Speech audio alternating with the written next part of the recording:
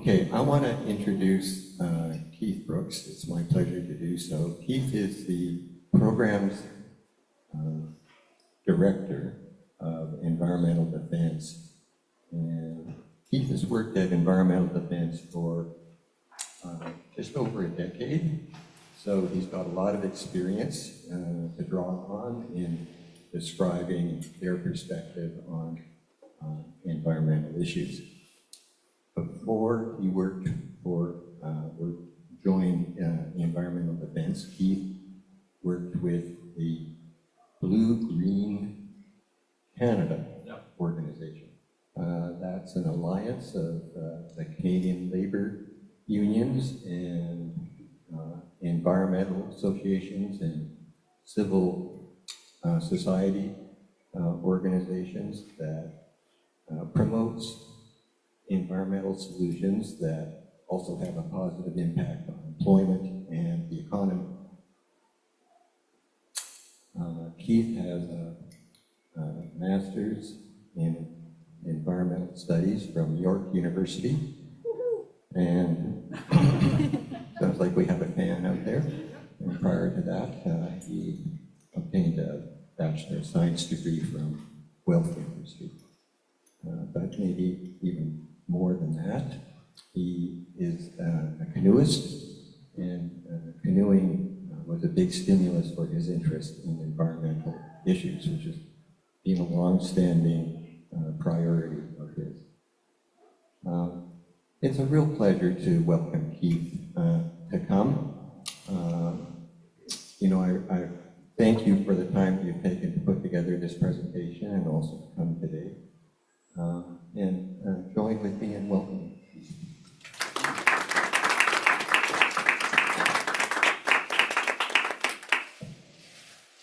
Thanks, Doug, and thanks everybody for coming out this morning.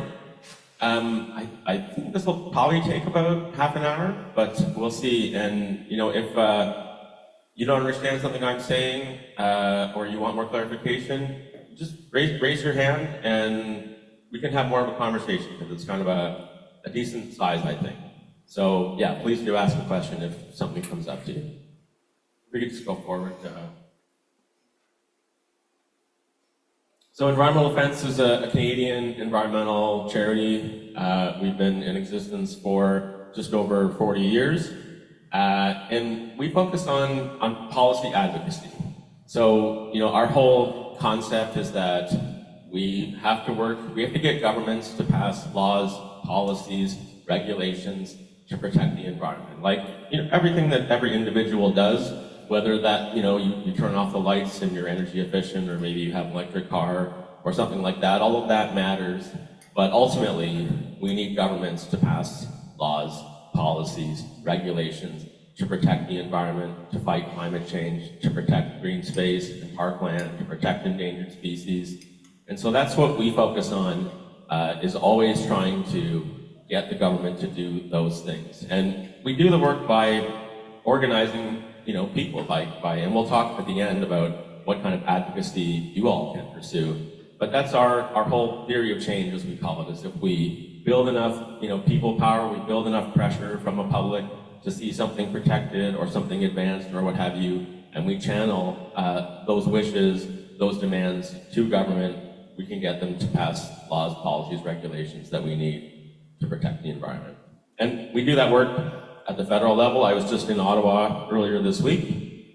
We do it at the provincial level here in Ontario and in Alberta as well. And I was actually at Queen's Park earlier this week as well, speaking to a standing committee there about a bill that's going through the legislature.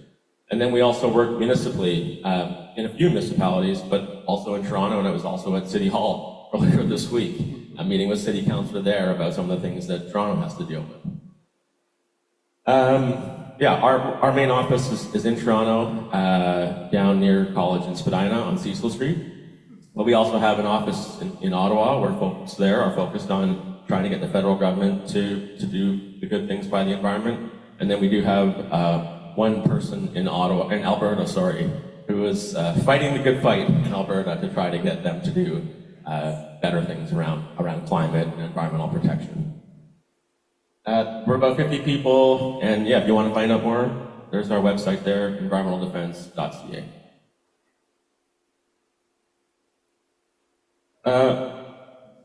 We have a bunch of different campaign teams that work on a variety of environmental issues. One of our areas that you might have learned about environmental defense is some of our work around land use planning and protecting the green belt in particular, and trying to stop this Highway 413. And we'll talk a bit more about that at work just after this. We also have a program that works on toxics. There's a lot of toxic ingredients in consumer products. So we, many years ago, led the charge to get bisphenol A, BPA, banned out of baby bottles. That was an effort that the former executive director of environmental defense ran. Actually, when Harper was the Prime Minister of Canada still, we got them to pass a law to ban bisphenol A from baby bottles. It's an endocrine disruptor, so it changes your hormonal balance and can have impacts on especially developing children. But that ban had happened here in Canada, then actually got picked up worldwide. And bisphenol A is banned in most countries now. Unfortunately, there's other chemicals that are just like bisphenol A that are not banned, but so we're still working away at that. And right now, we're working on trying to get the federal government to take action on PFAS, which is otherwise known as forever chemicals. It's some of the things that are in Teflon, and these chemicals, unfortunately, are quite pervasive, and as the name suggests, they don't degrade, so they last forever, and they cause a number of harms in people as well. There's some action happening in the States to ban those chemicals. It's working through its way in Ottawa as well, and we hope we get a forceful ban there. And then we're also working around the reform of CEPA here with the Canadian Environmental Protection Act. But it is Canada's kind of signature environmental law that gives the federal government the powers to regulate and to take action on a variety of environmental issues. So we've been trying to work to reform that law, in particular to change the way that new chemicals are permitted to enter into the Canadian market. It's very easy to put stuff into products. There's not much of a test. And so then after it's out there, we need to fight to then have it banned. We think the test should come before the stuff gets onto the store shelves. We're working on plastics as well. I think folks know about the plastic pollution crisis, like these, forever chemicals. The plastics, get used for an instant, and then they last for hundreds of years. And even if they break down into these microplastics that, we're finding everywhere we look in the world. It's in the highest high of the mountains and the deepest parts of the sea, and the more we look, it's in our bodies too. And one of the things we want is for Canada to ban single-use plastics, because we just use this stuff for a second and we throw it away. Well, there is no away, and then also a lot of it leaks into the environment. So a plastic bag ends up, in a river, in a creek, flowing down into the lake, into the ocean, into a whale's belly, or what have you. The federal government actually did pass the law that gave them the power to ban single-use plastics, and if you recall, for a while, like straws, plastic bags, some takeout cutlery was all being banned. Well, some of the plastic producer companies have sued the federal government for that law, and so it's hung up in the courts right now, and we're waiting to see how it will be resolved. The question is, does the federal government have the power to ban, or did they follow the right process, actually, in order to give them the power to ban single-use plastics? We hope that the judges decide that they do, but we're going to keep fighting on that and working around other pieces of dealing with the plastic pollution crisis. And also, similar to the international climate change talks, that we are now in the early days of a negotiation of an international treaty around plastic pollution, because this is a global crisis. You might hear that a lot of the plastics that they find in the ocean come from, some countries like Indonesia or Malaysia and places like that. And that is true, but the plastic gets there. It's come from Canada, it's come from the United States, it's come from the EU or whatever, right? Like we just take the plastics and it gets shipped to overseas where somebody says they'll take it, and then that's what actually ends up, polluting the world. So if you hear that someone says, oh, it's all from those, 6 countries or whatever, you should know that that's actually plastic from Canada. You can see like Loblaws brands on a Canadian Tire, all of our brands are in that mess there. We work also on fresh water with a focus on the Great Lakes protection, but also on conservation authorities. The Great Lakes hold 20% of the world's surface fresh water. So 20% of the water on the surface of the planet is actually held in the Great Lakes.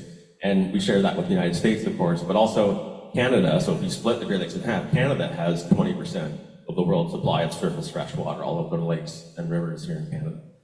So that we have an abundance of fresh water, but also we need to protect that fresh water from plastic pollution, from PFAS, from other chemicals that are getting in there, from other pollution, other impacts to the water. And then we're also fighting a fight provincially now to protect conservation authorities. Conservation authorities were set up in Canada after Hurricane Hazel pummeled the city here and caused all kinds of destruction and death. Then we get a very good system actually of protecting river valleys, watersheds, setting aside hazard land for a floodplain and things like that. And that's all been under attack by the current provincial government, who's now moving to make like a conservation super authority. And they want to make the conservation authority sell off land to developers. A very bad idea, because we shouldn't be building on floodplains and in some of those places. And that's also some of those river streams and valleys and ravines in Toronto, right, that makes the city a lovely place to be in. It gives a home for the animals as well. So we're fighting to protect the conservation authorities and stop the sell-off of land.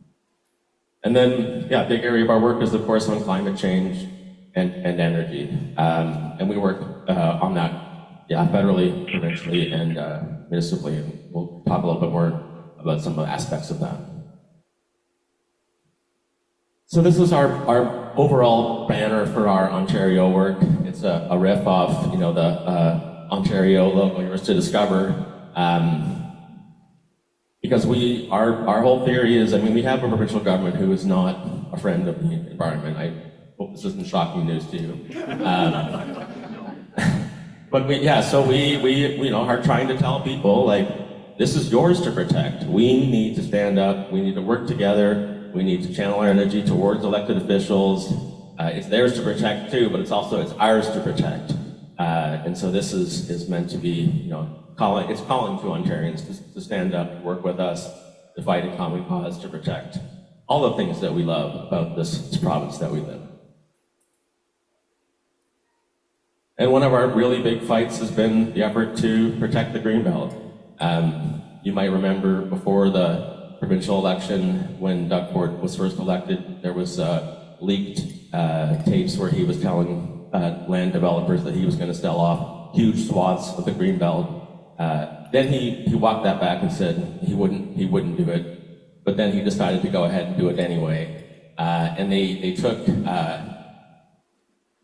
a very corrupt dealing, and they're being investigated by the RCMP still for this, but took thousands of acres out of the Greenbelt, land that had been protected for more than a decade, and just gave it to, developers applied to have it removed. So now some of this land that had a very low value because it was protected from housing development, had to be farmland, or it had to be kept as a forest or whatever, now was suddenly able to be developed.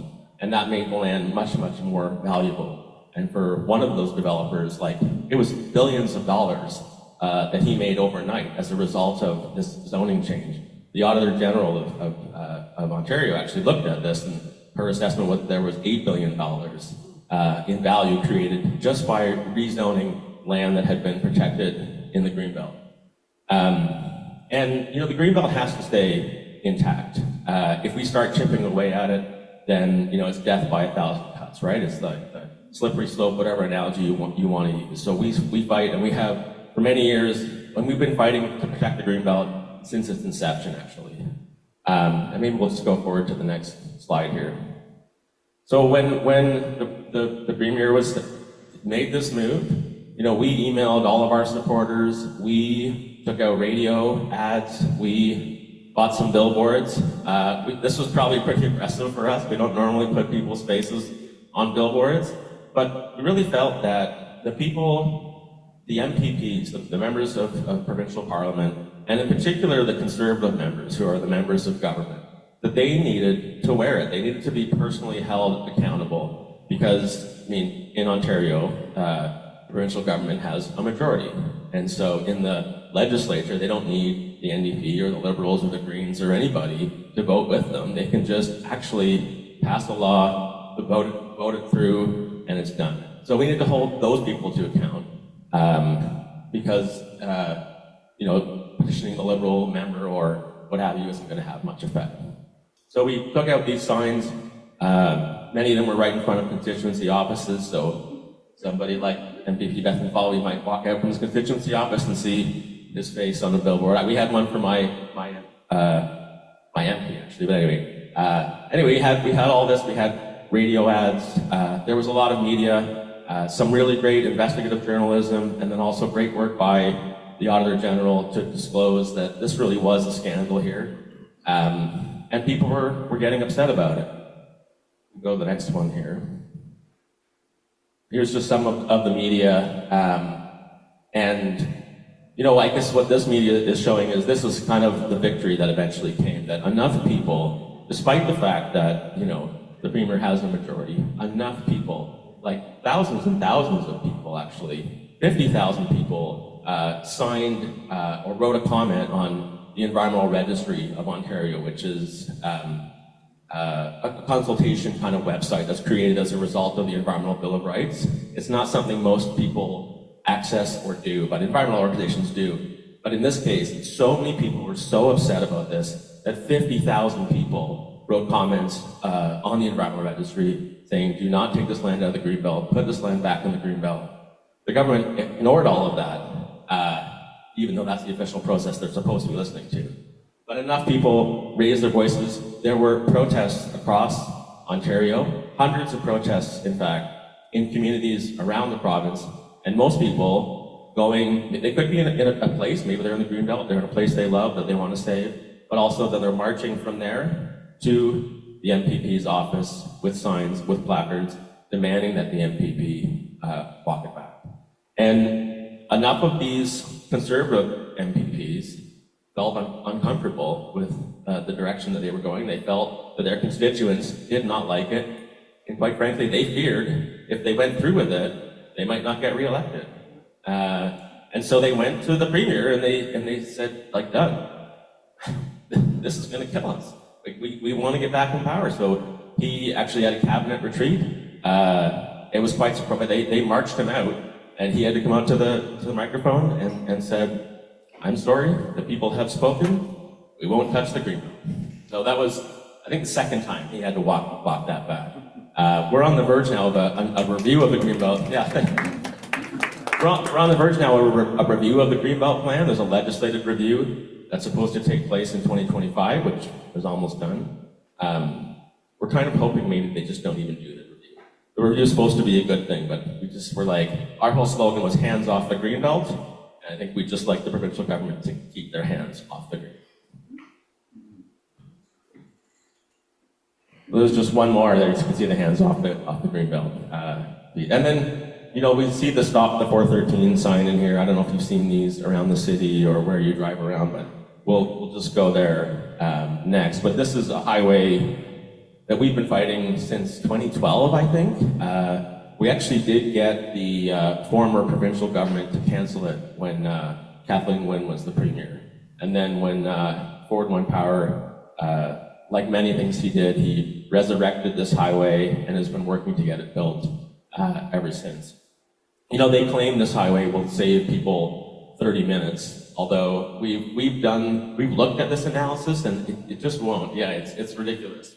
This highway will get just as full as the other highways, and it will get bogged down and congested, and that's what the Ministry of Transportation's own modeling says.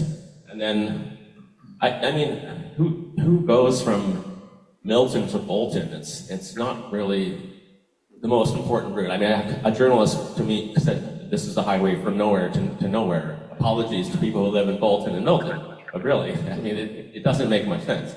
And then also, it crosses over 100 rivers and streams. It goes through the Greenbelt, that green area there you can see. It goes through one area. Right here is the National Conservation Area. It's a really nice protected area. And this highway would just bulldoze through it. And a number of things have come out about this highway. There's been some good investigative journalism as well, where the journalists found that many of those same developers that wanted to develop the Greenbelt, they have already bought parcels of land around this highway, and that they know they stand to benefit massively if the highway comes through, because now the land is more valuable because it's closer to a highway. I'm not sure what the next slide is, but we can go take a look at it. Oh yeah, so there's also, there's over 100 rivers and streams that are crossed. Over 30 endangered species live along the route of the 413. And we actually got a biologist from the University of Guelph to do an analysis of all the endangered species, the threatened, the at-risk species in the vicinity of the green part of the highway, and document that. Because the federal government was doing a federal impact assessment of the highway, and we wanted all the evidence of the impacts that they needed to be worried about, that they needed to avoid, and endangered species are certainly one of them, especially from a federal level. The provincial government has watered down, actually they've killed now the Endangered Species Act, but there is still a federal Species at Risk Act. And one thing you should know about Canada is there's a lot of jurisdictional battles between what powers do the feds have versus what powers do the provinces have, and even what powers the municipalities have. So if we want the federal government to intervene in a highway in the province of Ontario, we need to give them clear constitutional authority to do so. And one of those authorities they have is to protect species at risk. And if you go to the next one here, there are, and the Ministry of Natural Resources has actually observed these 3 federally listed endangered species in the area of the 413. So one of them is this clubtail rapid, that's the dragonfly. It only lives in, I think, 2, maybe 4 river valleys in Ontario, 2 of which are in the vicinity of the 413. So this dragonfly might actually be exterminated or extirpated or made extinct, actually, if this highway goes through. The frog is a western forest frog. It's endangered as well. And then this minnow is called the red-side dace. And the red-side dace is very endangered, similar to the dragonfly. It only lives in some of these rivers and streams around the GTA. It also very well could go extinct. So the federal government did, after there was changes to the Federal Assessment Act, they stopped doing a federal assessment of the highway. We don't think that's justified, but we're unable to compel them in that way or convince them in that way. But they do have a protection order up now around the red-side dace. So we're continuing to push for the federal government to, and they have to by law under the Endangered Species Act, but also, Species at Risk Act, but also Fisheries Act, and there's other federal statutes as well. So this fish may be the one that's going to stop the highway from getting built. That's what we hope. But also, it's us who can stop the highway. It takes people power again, and just like with the Greenbelt, I mean, people have been out, hundreds and hundreds of people have been out at rallies, at protests. They could be rallying in King or in Milton, in Bolton, all along the route in the National Conservation Area. And there's lawn signs. These are lawn signs that they're holding. But I can give you lawn signs too if you want them. You come to me after the talk. But people have some signs up, and we're protesting against this highway. And again, putting pressure on elected officials, and in particular conservative members, to make them feel like it's not a good idea for them to build this highway. It goes against the wishes of their constituents, and they will be held accountable for it. So that fight continues. And also we have an alternative proposal, which is, the 407 is pretty empty. It's because it's a toll highway. The plan with this 413 is to not have it a toll highway, so it's expected to get very busy. They could just open up the 407. They could even pay the tolls for the truckers on the 407. It'd be much less expensive than building 413, and of course, much less impacts to the environment because that highway is already there and totally underutilized. So, it's not like we don't think there's a congestion problem. There is, but building a new highway doesn't solve it, especially we have something we could use already available to us. Can I ask a question? Yeah. About the comparative costs of opening up the 407 as compared with building another tier underneath the 401? Oh, geez. Have you any idea what? Can you repeat that question? Yeah, the question is about the cost of building this 401 tunnel versus opening up the 407. And I mean, there's no cost estimate really of that tunnel, but it will be astronomical. The 413, we estimate it's probably about $14 billion to do that, whereas to to pay the truck's tolls on the 407 or to buy back is in the vicinity of a couple billion. So it's not nothing, but it's less than that 14 billion. A tunnel underneath the 401, I mean, yeah, I did something like that, right? Is it 50 billion? Is it 60? Is it 80 billion? It's anybody's guess. It's a ridiculous idea, very expensive to do. I don't think it's ever going to happen. Well, it will also just bring more traffic onto all the other roads. Yeah, I mean, and well, there's a thing called induced demand, which is like, if you build it, they will come kind of thing. But if we put more highways out there, if they're free, if they're free of traffic, then yeah, people are keen to get out there and get driving. And so so we actually, in addition to putting people on,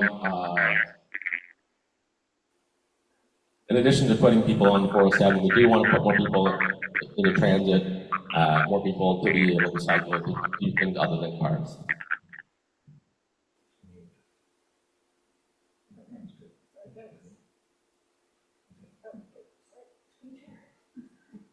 Sorry, one sec. Technical difficulties, they're to be expected. Okay, here we go, continue. Okay, so we can go to the next slide here. And one of the things now too, which in a recent omnibus bill, which is the way this government likes to make laws, is just package a bunch of them together. They're also making changes to the Provincial Parks Act, and in particular talking about selling off a huge part of Wasaga Beach. Wasaga Beach is, I think it's the most popular provincial park in Ontario. It's part of the longest freshwater beach in the world, actually. That Nottawasaga Bay, all that sand beach, there's the largest freshwater beach in the world. And yeah, the government wants to get Wasaga to be booming again, and they're going to sell off parts of the park for development. So we'll be fighting that one too. So like I said, climate and energy, though, it's our biggest file at Environmental Defense. It's obviously a huge issue, and there's things we can do at the provincial level, at the federal level, and also municipally on climate. And just here, some of the examples of the things we do federally, and some of these I'll go into a bit more detail, is we're working to secure regulations for the electricity sector, which are now in place, and they basically require. So we phased out coal-fired power, almost phased out coal-fired power across Canada now. A couple of provinces are still burning coal, but like Alberta actually phased it out more quickly than they had planned. Ontario led the way, by the way, as a result of not this government, but former governments, McGuinty in particular, and then Wynne, phasing out coal, which showed what could be done. And then other provinces, well, the federal government followed suit, got the other provinces to do it, and so we've almost phased out coal completely in Canada. The problem is we're using more gas plants now, and these rules restrict the use of gas plants. They restrict how much pollution they're allowed to emit. They don't come into effect until 2035, but the idea is to deter new gas plants from being built now, knowing that they would only have a limited amount of time they could operate in. So we work on trying to get those rules in place, make sure they're as strong as possible, and we need to support them over time as well. We also are working to ban fossil fuel subsidies. This is a commitment that was made in 2008 to ban fossil fuel subsidies. It still hasn't been enacted. The government gives billions of dollars to fossil fuel companies every year. So we've been trying to work to get them to, well, stop doing that. It's kind of counterproductive. Unfortunately, there were new fossil fuel subsidies in Canada's last federal budget. We were working to get a cap on emissions from the oil and gas sector. That's the largest source of emissions in Canada. It's almost a third of our total greenhouse gas emissions, and that's coming from oil and gas production. So from pulling the oil and the gas out of the earth, and a little bit from the refining, but it's from oil and gas production, not from the tailpipe of your car or from any other industry. It's actually the production of oil and gas, most of which gets exported. That cap is probably not going to happen now. Prime Minister Carney has kind of made it clear he's not a fan of it, but we've been advocating around something to limit emissions from that largest emitting sector. We were looking to try to get some climate-aligned finance regulations in place as well. Canada's banks lend a ton of money to fossil fuel companies, and so this is fueling the climate crisis, and the banks are literally invested in more fossil fuel production, invested in fossil fuel export sales. A lot of the banks say that they're on board for net zero by 2050, but with their money, they're doing something else. And so we were trying to say, if you're going to say that, you should align your financing plan with that net zero world, with the commitments that you say that you want. And then we work around clean transportation and electric vehicles, so getting more trains, more buses, more streetcars, and then also making sure that if you have a car, that we don't want people to get electric cars. So that regulation is paused right now, but we think it's going to resume federally, and it limits the number of, or it requires an increasing percentage of sales each year via electric cars. And the idea is to make electric vehicles more readily available to people. Some people say it's a requirement that people, or they're going to ban cars. That's not what it is. It's that if you want an electric car, they're hard to find.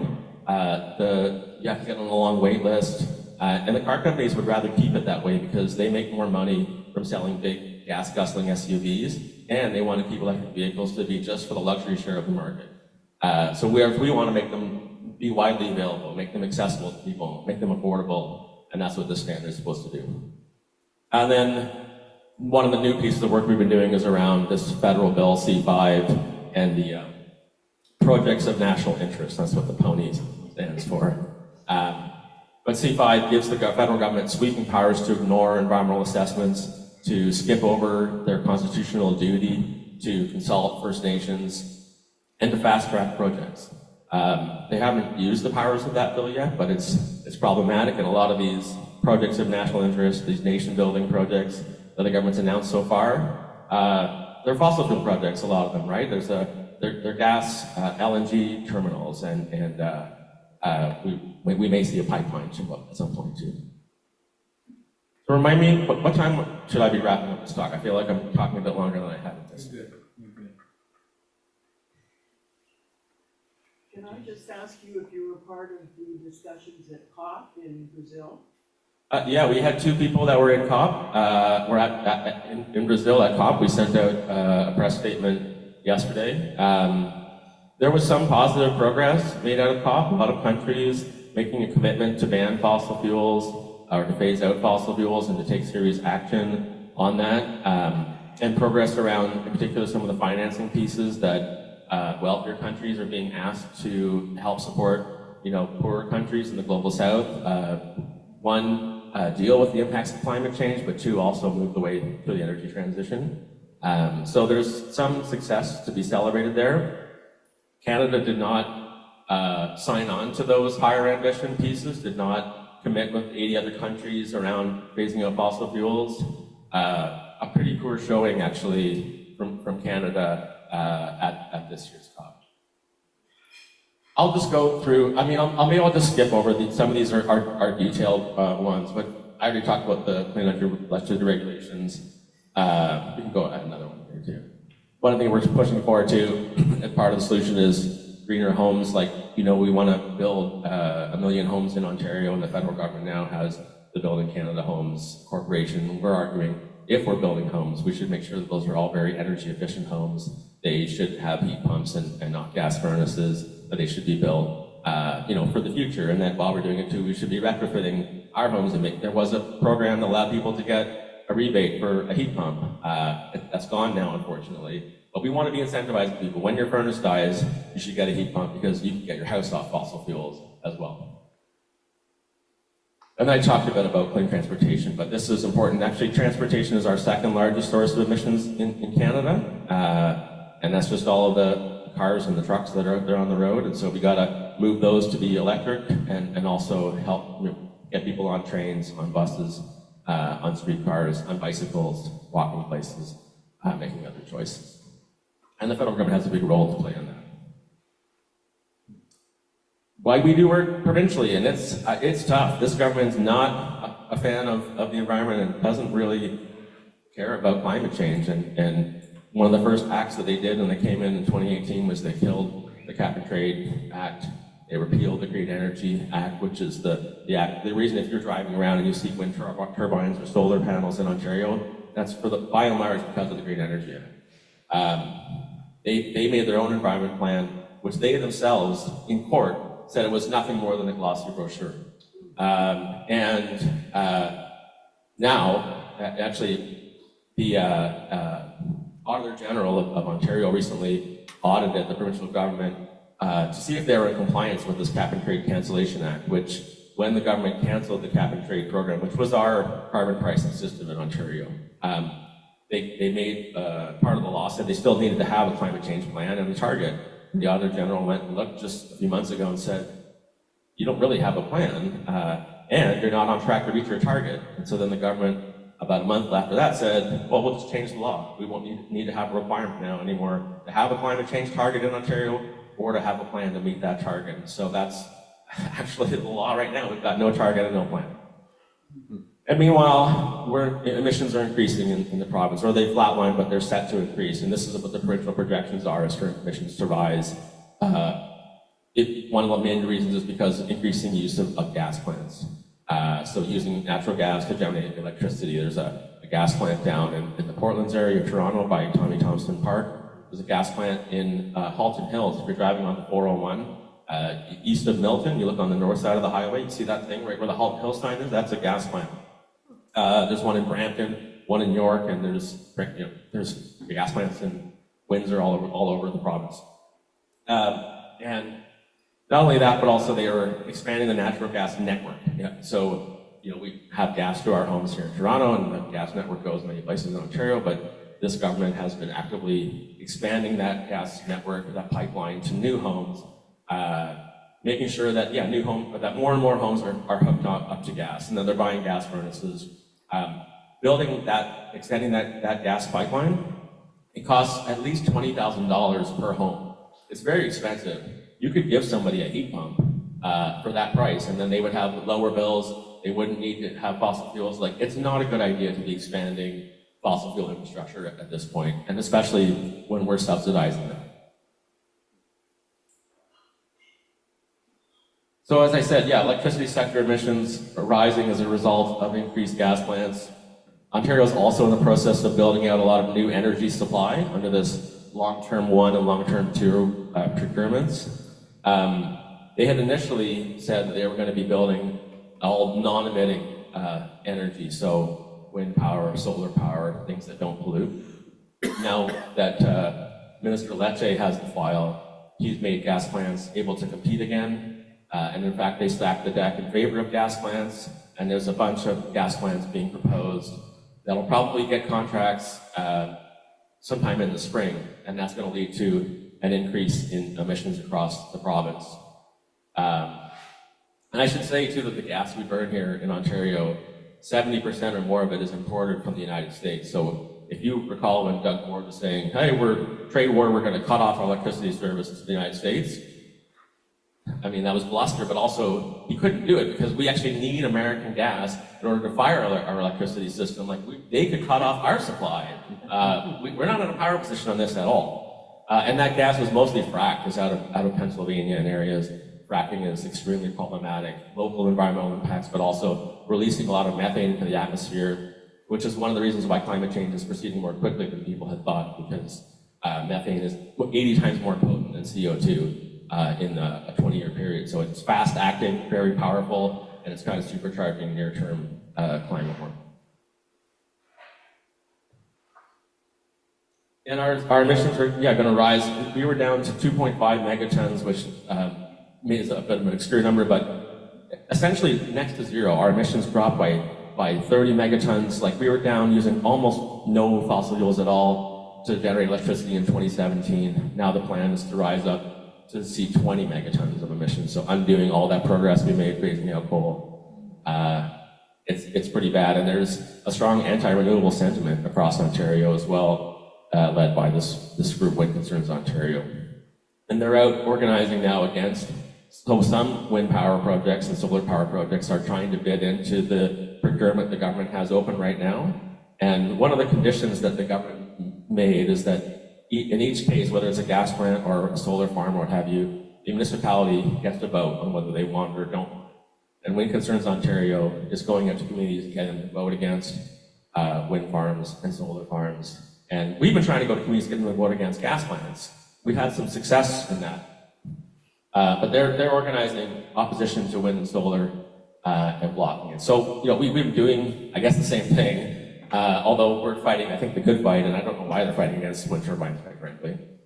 We've stopped 3 gas plants as a result of organizing people, again, going to city councils, getting them to talk to their elected officials and saying, no gas plant, we vote against the gas plant. And so we stopped 3 gas plants. We won some support at city council, and we hope the some renewable energy projects have also got those resolutions of support that they needed to move forward. We'll know again in the spring. I'm almost at the end here, don't worry. But also, we're engaged in Toronto, as I said, and right now there's an energy plan for Toronto. It was just finalized on Halloween, actually.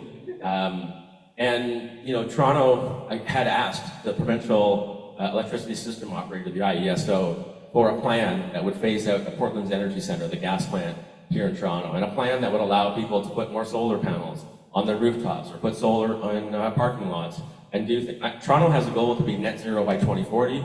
Toronto has a goal to have more power generation within the city from solar and other renewable sources. And the plan that the IESO has given Toronto doesn't allow them to do any of those things. And it doesn't give a pathway to closing down the gas plant. The goal is to close that gas plant in 2035, so 10 years from now. And that means we need to start planning now for what we're going to do to replace it. And the ISO failed to deliver that plan. So now that's why I was at City Hall. We were trying to get councillors to say to the provincial electricity system operator that their plan doesn't cut it, and that they want a plan that enables Toronto to reach its climate goals, to have more solar in the city, to do all of those kind of things. So I think you get the theme of what I'm saying about how you can make a difference. You have to engage elected officials. That's the only mechanism we have here. And I mean, we live in a democracy, and we elect these people in, but also what we do while they're in term. It's not just about do we elect them, but what they do while they're in the term gets influenced by their constituents. And I go to Ottawa, I go to Queen's Park, I'll go to City Hall, but I would encourage you all to do the same and to talk to your family and your friends and get them to do the same. And I would say especially so if you're in Ontario and you're in a riding that's held by the Conservatives. Those are the people that are in power right now, and we need to pressure them to do better. Just quickly, I mean, it is easier than you think to meet with these people. They're just people, right? They've got families, they've got kids, they've got whatever it is, and you speak to them as individuals, and also, that's their job to represent you. So you shouldn't be shy about it if you go to meet with them. That's their job, is to represent you. And so treat them like a human, hold them to account, let them know that you want them to do their job, which is to represent you in Ottawa or Queen's Park or wherever. And we just think, it's important to make your voice heard, to build a relationship with your elected official, to bring people with you, to find out where you have agreements. We just need the public to support this change from the government. That's the only way that we're going to get it. And so you can sign petitions, and all that's good. But also, I think the highest, and you can write letters to the editor. All of that's good too. Speaking out, you can post things on social media, what have you. But the highest, level of engagement is really if you can meet with your elected official. And that's all I got to say. You can find me at keithbrooks@environmentaldefense.ca. Thanks.